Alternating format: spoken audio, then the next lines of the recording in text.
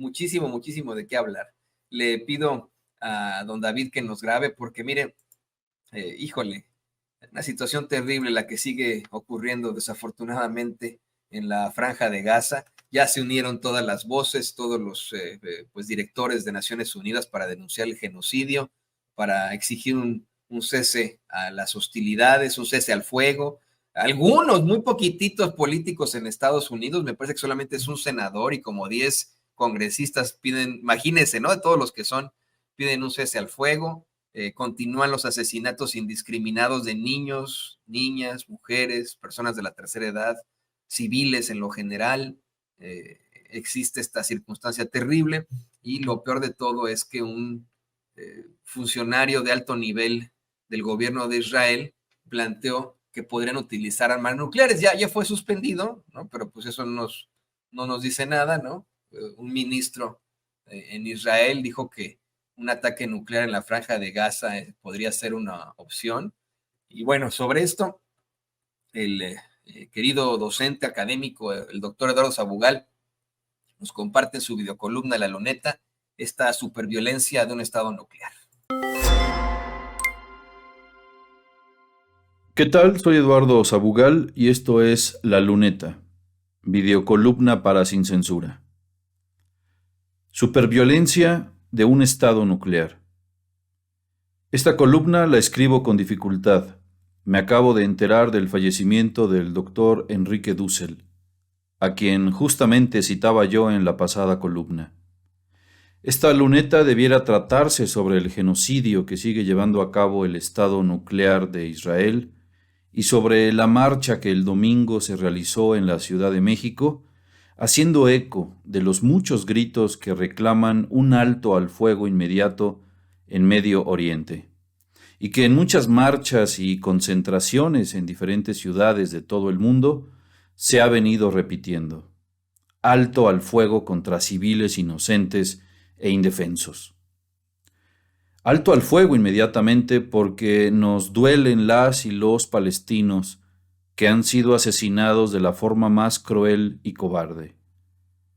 ¿Cuánta falta nos hará Dussel para pensar y repensar la dimensión ética en este mapa geopolítico que se metamorfosea de forma acelerada en un infierno, en una barbarie en donde la irracionalidad parece conducirnos al espectáculo pasivo, y por eso más atroz, de nuestra propia extinción como humanidad? En las calles se escuchó la demanda colectiva en diversas consignas. A romper, relación con Israel. No es una guerra, es genocidio. Israel, sionista, Estado terrorista y otras más. Quienes no avisoran una pizca de ética encontrarán inútil marchar, manifestarse, solidarizarse con las víctimas de millares de civiles palestinos que están sufriendo bajo los intensos bombardeos a 12,000 kilómetros de distancia. Pero si algo nos enseñó Dussel fue precisamente que la teoría tenía que ser práctica y viceversa. Y salir a las calles para condenar el genocidio que lleva a cabo Netanyahu es un posicionamiento, sí, político, ideológico, pero ante todo, ético. Recientemente un ministro de Israel, Amishai Eliyahu, de un partido ultranacionalista que se llama Poder Judío, durante una entrevista radiofónica, dijo que lanzar una bomba atómica contra los palestinos en Gaza podría ser una posibilidad. Y aunque en apariencia fue una ocurrencia individual, no compartida por sus superiores, y aunque él mismo al parecer después aclaró que era algo metafórico y no literal, nos deja resonando en el alma y la conciencia el riesgo que todos sabemos y olvidamos o queremos olvidar desde Hiroshima. El riesgo que todos tememos y obviamos como posibilidad desde que fuimos obligados a vivir en la era atómica. El riesgo, en definitiva, de una guerra nuclear. Aunque no oficialmente, el Estado de Israel, se sabe, ha desarrollado armamento nuclear de forma encubierta desde hace más de 50 años, como lo ha investigado la comunidad internacional a partir del incidente Vela.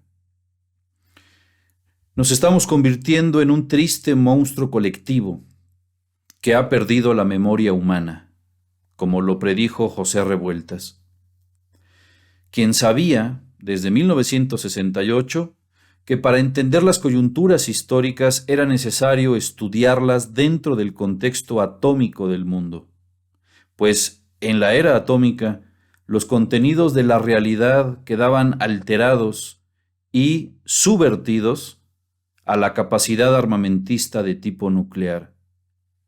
El mundo se halla, y cito a Revueltas, enajenado del todo al conjunto del dominio de la superviolencia organizada de los estados nucleares. Las palabras ya no dicen nada, los convenios, los tratados, los pactos, las declaraciones de los estados, de una parte y la otra, del este y del oeste, contienen propósitos e intenciones que no son aquellos que las palabras expresan, o son justamente los contrarios.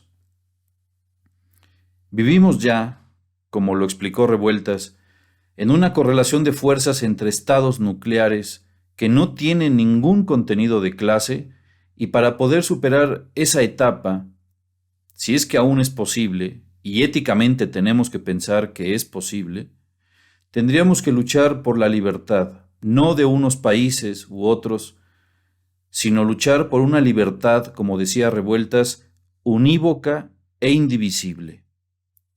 Por eso, de Londres a Washington, D.C., de Londres a Santiago de Chile y en la Ciudad de México, se marcha por Palestina.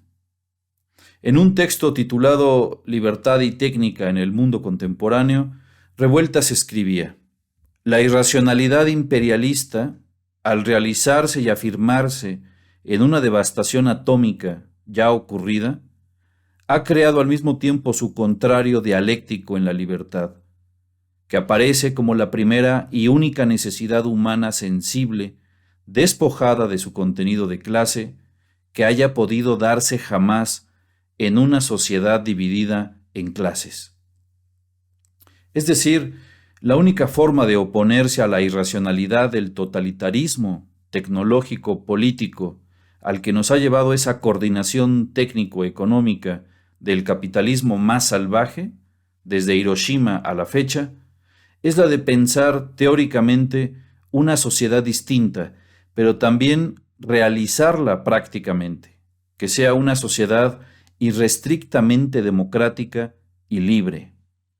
La superviolencia de un Estado nuclear, como muy probablemente lo sea Israel, es la superviolencia de un Estado terrorista. Por eso lo único que se puede hacer es, democráticamente, exigir que el resto de los estados no sean cómplices e indiferentes. La exigencia que se gritó el domingo en la marcha de romper relaciones con Israel no debe ser desoída, porque es lo correcto desde el punto de vista ético.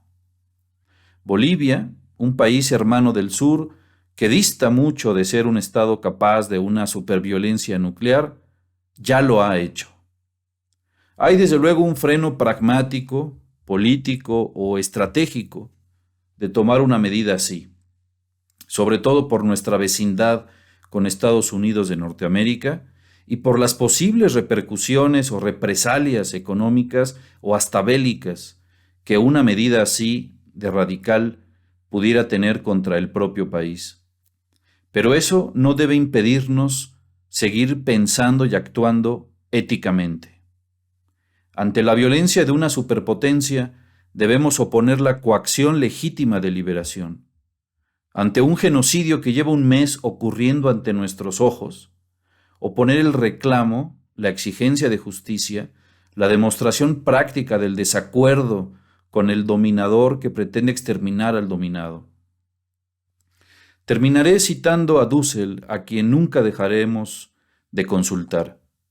En sus reflexiones sobre Hacia la crítica de la violencia de Walter Benjamin, Dussel escribió: los grupos, clases, movimientos, naciones oprimidos que se levantan contra la dominación cumpliendo una praxis, o fuerza, o coacción de liberación legítima, ejercen lo que Walter Benjamin denomina violencia divina.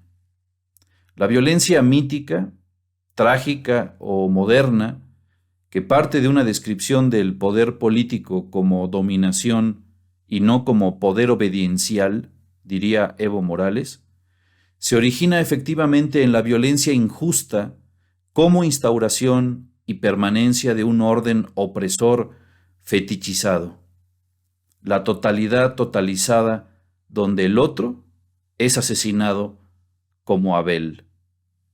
Fin de la cita.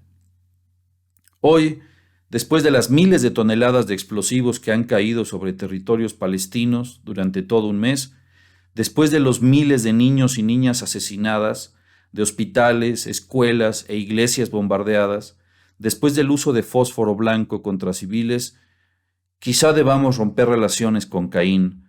Al menos eso es lo que se grita con indignación en las calles de muchas ciudades en todo el mundo.